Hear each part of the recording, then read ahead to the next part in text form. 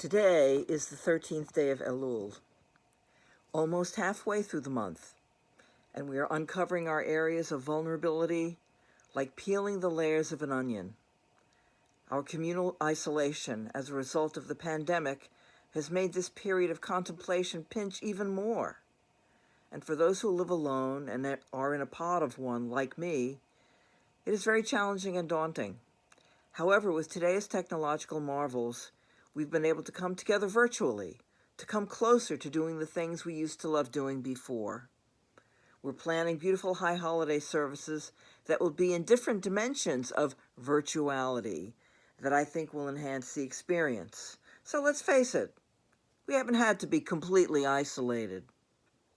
But many of us actually got to experience real isolation when Tropical Storm Isaias came our way and knocked out electricity, internet, and cell phone for many, some for as long as a week.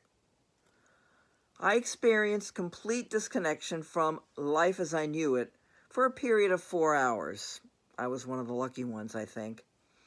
It began with something like, oh, this is so inconvenient. And then it became an exercise in spiraling into my core of being.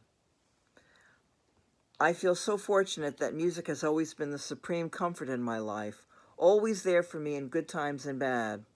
I can listen, I can sing, I can play piano or guitar.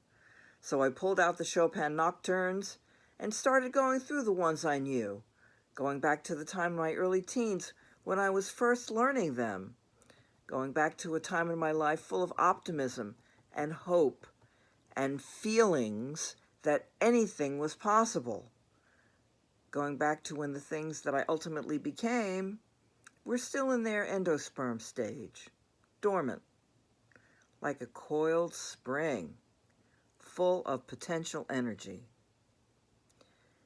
This remains a worthy focus of meditation as we approach the High Holy Days in the era of COVID.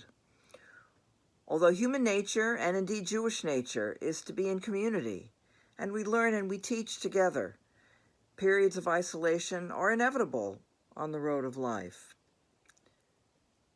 However, we can use them to coil our springs again and propel forward with renewed energy. I wish you all well with your own Elul journey.